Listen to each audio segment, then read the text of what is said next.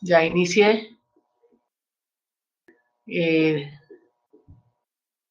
resto pues no quedó, desafortunadamente. Listos. Entonces, este individuo de Caldas aquí dice, no, si yo no tengo nada que ver con los individuos, con los monos de Marinilla y Antioquia, y uno le dice, bueno, está bien, pero cuando uno mira la genética y ve que tienen exactamente la misma mutación, pues estamos evidenciando claramente que hay algún tipo de relación. Puede ser lejana, pero hay relación entre entre los individuos de Marinilla y Santuario y este individuo de Caldas. Ahora, si uno mira, el pueblo donde vive este individuo es muy cerca a Marinilla y Santuario. Entonces, digamos que también encontramos pues que todo esto tiene sentido. Aquí tenemos, esto es un ejemplo de uno de los monos, como los llaman, de Santuario. Si ustedes ven, es un albinismo parcial. Ahí hay hipopigmentación, pero no es tan severa como un individuo albino completo. Y este es el otro individuo de Caldas que dice que no tiene nada que ver con los de Marinilla y Santuario, pero tiene exactamente la misma mutación. Ok, entonces aquí pues comenzamos a ver todo el tamizaje completo de lo que hicimos y sobre todo pues estos individuos con albinismo parcial, básicamente a los únicos que les pudimos encontrar una mutación son a estos dos grupos. Otro ejemplo, aquí este es uno de estos individuos con albinismo parcial. Encontramos una mutación en el gen tirosinasa, pero no encontramos la segunda mutación.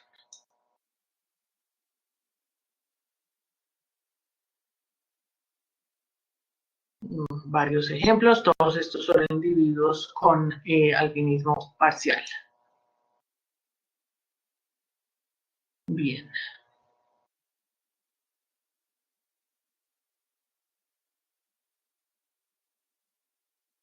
Aquí hay varios ejemplos listos.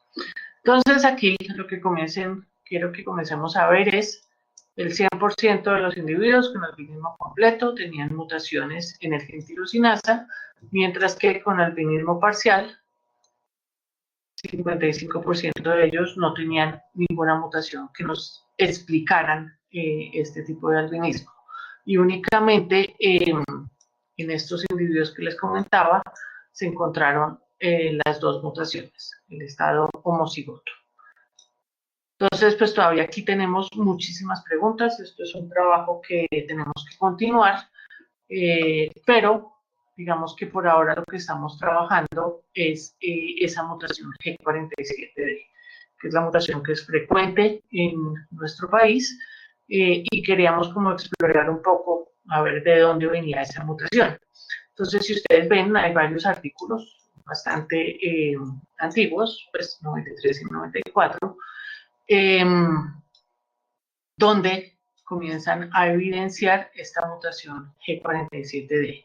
Entonces aquí están diciendo, la encontramos en Puerto Rico, nosotros también secuenciamos un individuo de Puerto Rico y vimos que también tenía exactamente la misma mutación, pero entonces aquí lo que se atreven a decir es que, si ustedes ven, también hablan de Islas Canarias y hablan ¿dónde está?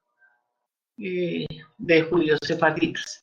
Entonces aquí lo que están tratando de evidenciar con estos articulitos es que esa mutación G47D inicialmente se evidenció en judíos sefarditas que estaban en Marruecos.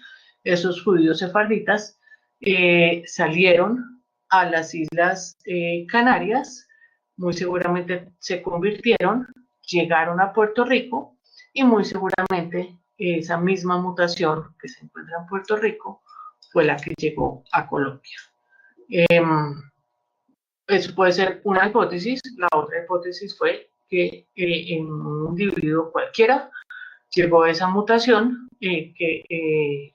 se generó una mutación de nuevo, aquí ya en nuestro país, y comenzó a esparcirse.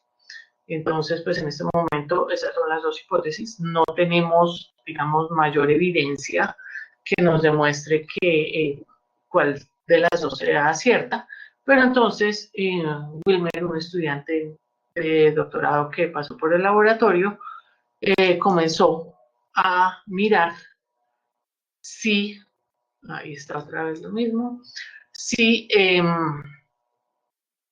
otra vez la G47D, si el haplotipo que existía en los individuos con esta mutación G47D de pronto podía ser un haplotipo judío. Y eso, pues, digamos que nos permitiría explicar un poco qué era lo que está pasando. Entonces, miremos aquí.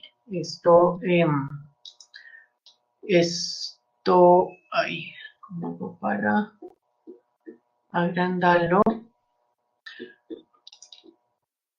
Aquí. Entonces, aquí tenemos los individuos en rojo de Marinilla y Santuario, y aquí en blanco, pues todo lo que es el altiplano cundiboyacense. Y aquí se comenzó a determinar el componente genético de cada una de estas poblaciones. Entonces, en este caso particular, se comparó con población africana, donde si ustedes ven, estos son marcadores africanos. Todos los individuos de Nigeria tienen marcadores africanos. Los individuos españoles aquí tienen, sobre todo, un alto componente de marcadores europeos. Y aquí comenzamos a ver, pues, una situación un poco curiosa. Pues queríamos mirar a ver si nuestros individuos con la mutación G47D tenían haplotipos judíos.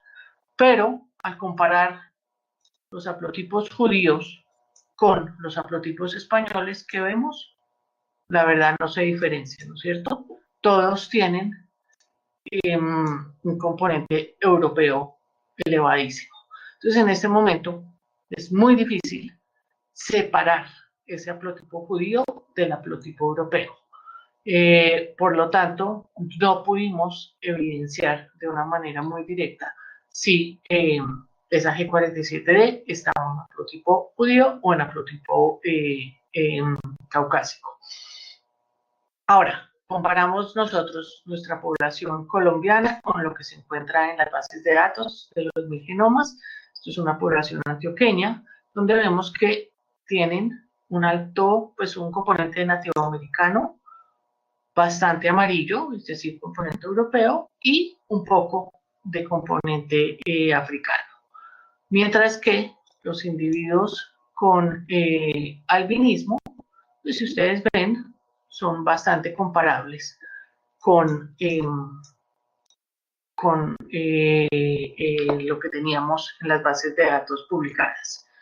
Y pues simplemente por mirar otras poblaciones, Perú, pues sabemos que tienen un componente nativoamericano muchísimo más elevado. Entonces, eso fue como el primer intento que se hizo para tratar de definir si de verdad eran los judíos convertidos con esa G47D que llegaron acá. Pues la verdad, ahí no pudimos hacer nada. Pero entonces se comenzaron a mirar, ya digamos, estudios un poco más detallados, haciendo este tipo de árboles.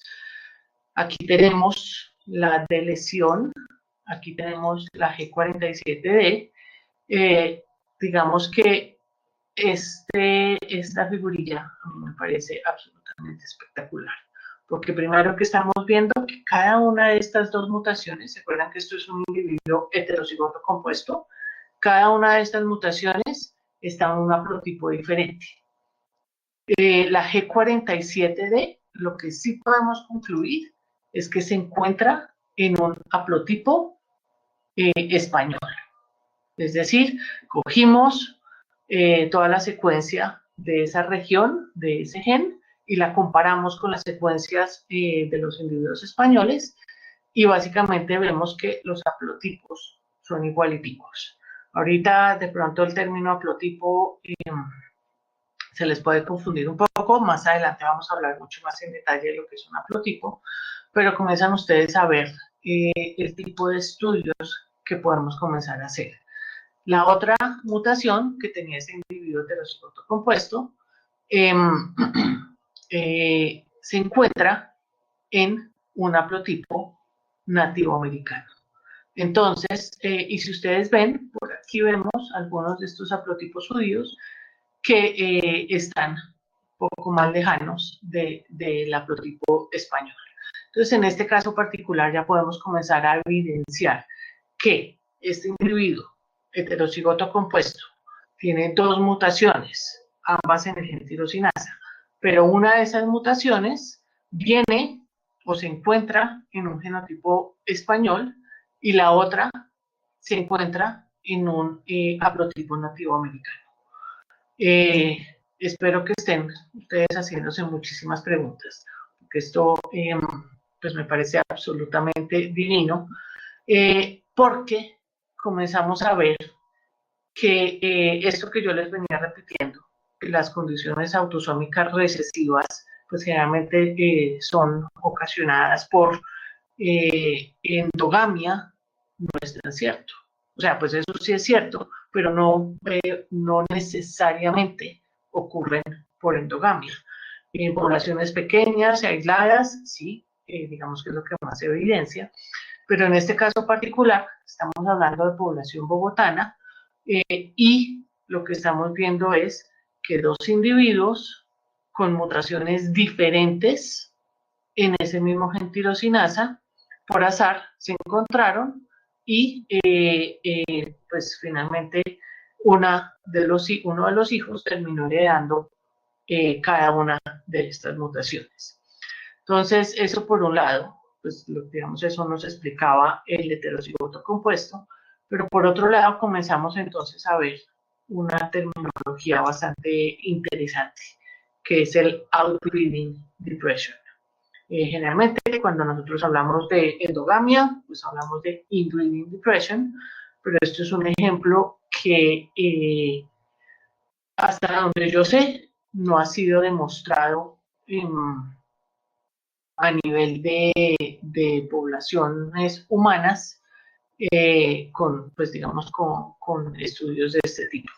Entonces, ahí vamos con este estudio. La verdad me parece un ejemplo absolutamente precioso de lo que es un heterocigoto compuesto y lo que puede estar sucediendo a nivel de mutaciones en poblaciones altamente mezcladas como la nuestra. Una mutación se encuentra en un haplotipo amerindio, la otra mutación se encuentra en un haplotipo español. ¿Preguntas ahí? ¿Claro o confundidos?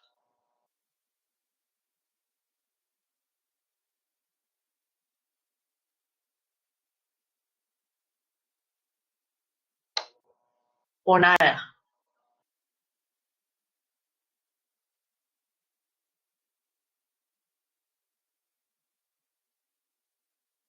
Ok, súper, buenísimo. Entonces, puntos aquí claves. La mayoría de las enfermedades recesivas tienen daños en enzimas. ¿Se acuerdan que yo les decía las primeras clases? Las enzimas, rutas metabólicas, generalmente están asociadas con enfermedades recesivas. Aquí vemos pues, ejemplos de algunos de estas rutas metabólicas que ustedes en su clase de bioquímica las ven con muchísimo detalle.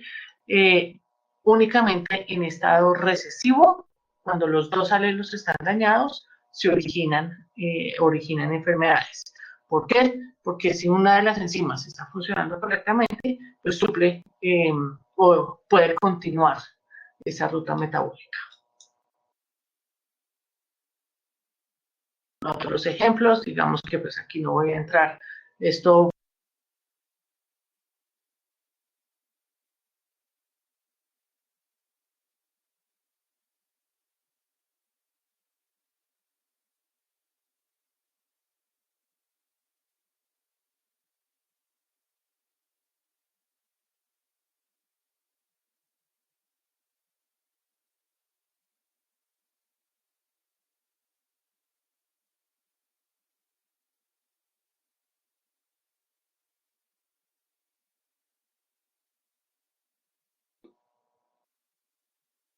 Sí, se fue, pero ya volvió. ¿Me oyen? Ahora sí. Ahora sí me están oyendo bien.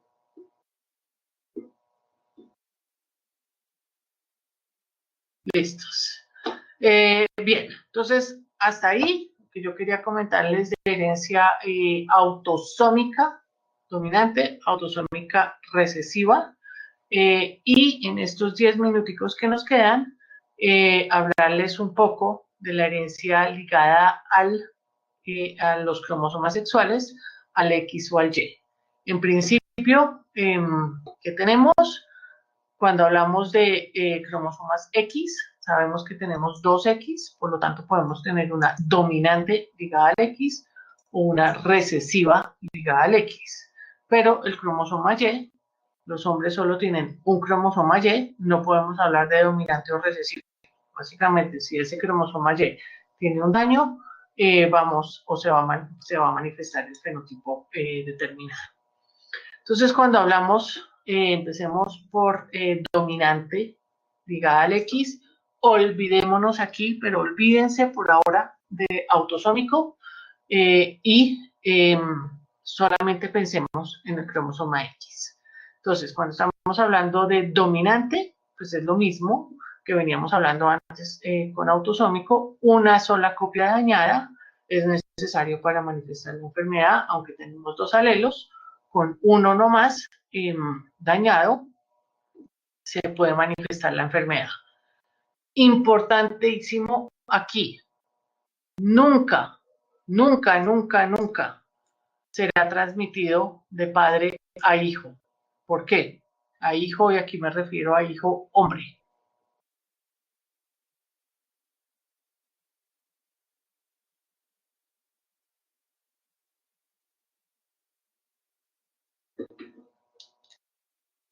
Porque si transmite el X sería a la hija, a la niña. Perfecto.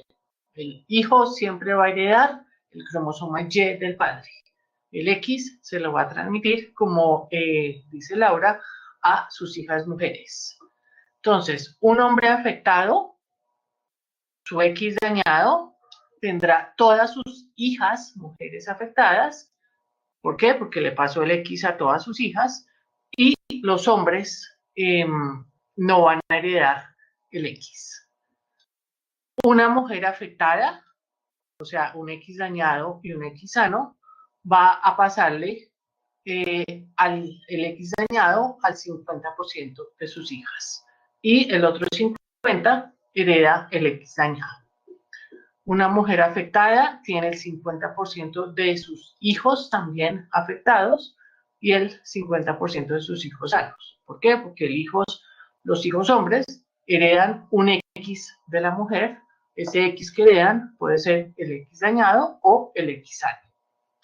Los hombres generalmente manifiestan la enfermedad con más severidad que una mujer, precisamente porque no tienen el otro alelo que ayude a compensar un poco, ¿no es cierto? En algunos casos hasta ese X dañado puede llegar a ser letal. Entonces aquí les voy a mostrar dos ejemplos típicos de herencia dominante ligada al X.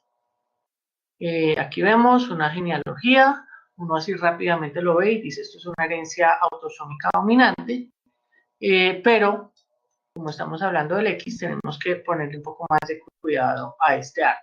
Entonces, en este caso tenemos un hombre, aquí la primera generación, este hombre tiene su X dañado, ¿no es cierto? Ese X se lo va a pasar a todas sus hijas mujeres. Todas las hijas mujeres heredan ese X dañado, sus hijos hombres heredan ese Y, por lo tanto, aquí y aquí tenemos dos hijos hombres, ninguno de ellos hereda el X dañado. ¿Por qué? Porque hereda es el Y. Entonces aquí seguimos, esta mujer tiene un X dañado y un X sano, ¿no es cierto?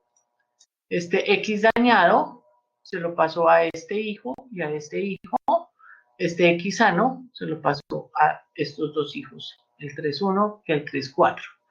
Es decir, vemos que las mujeres le pasan, como estos ejemplos del libro divino, el X dañado al 50% de sus hijos y se lo puede pasar tanto a los hijos hombres como a las hijas mujeres. Aquí vemos otro caso también, 50-50, tanto a los hijos hombres como a las hijas mujeres, pero este hijo hombre únicamente se lo pasa a las hijas. Entonces hay que tener un poco más de cuidado ya al desmenuzar estos patrones de herencia y determinar si es dominante ligado al X o si es autosómico solito. Entonces comienzan a ver las diferencias puntuales. Esta es la otra manera de verlo. Tenemos en este caso esta mujer que tiene aquí uno de los X dañados, tiene la enfermedad, el padre solamente tiene uno de los X y le pasa ese X dañado al 50% de sus hijos y en este caso se lo pasó a un hombre y a una mujer, y a un hombre. Entonces, independiente en este caso si la mujer lo pasa, tanto hijos hombres como mujeres pueden presentar la enfermedad. Pero en este otro caso, donde es el hombre el que tiene el alelo dañado, ese X se lo va a pasar a todas las mujeres y todas las mujeres entonces van a tener la enfermedad, mientras que los hijos hombres heredan es el Y del padre.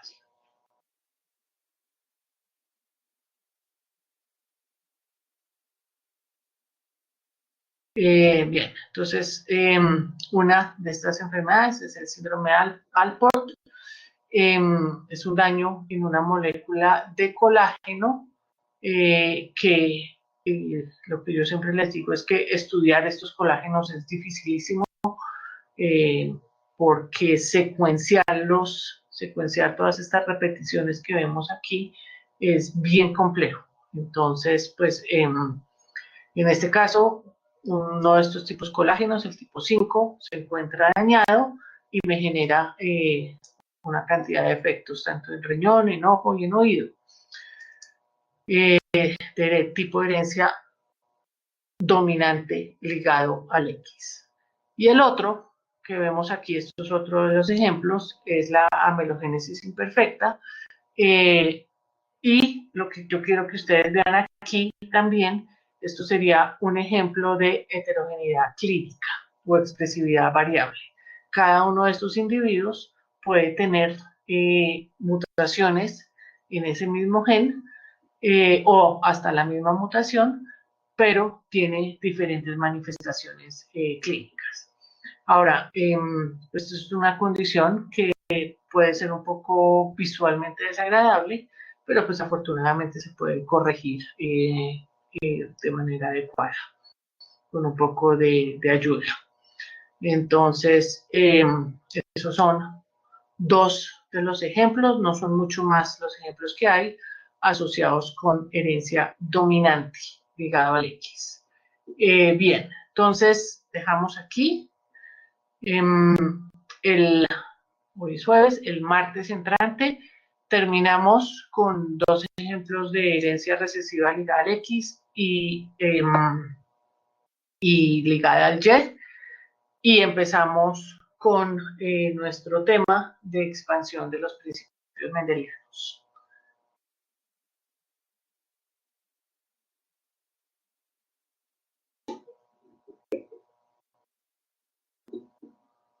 Perfecto, con mucho gusto. Cualquier pregunta, igual pues estamos súper pendientes. Yo ahorita modifico el programa y se los vuelvo a enviar. Chicos, antes de que se vayan, ya quedó el taller 2 completamente calificado. Cualquiera que tenga reclamos ya saben que tiene como 10 días hábiles. Todos aquellos que hayan sacado menos de 3.5 en cualquiera de los talleres, les sugiero que lo revisen. Espero este fin de semana ya subir las calificaciones del taller 3 para antes del parcial. Y pues quedo pendiente al correo de cualquier revisión o cualquier reclamo que necesiten hacer.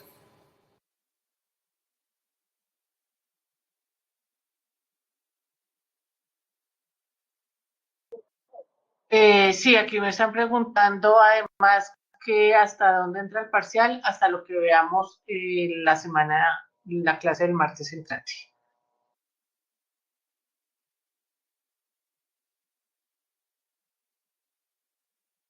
Bien, buen día, suerte, chao.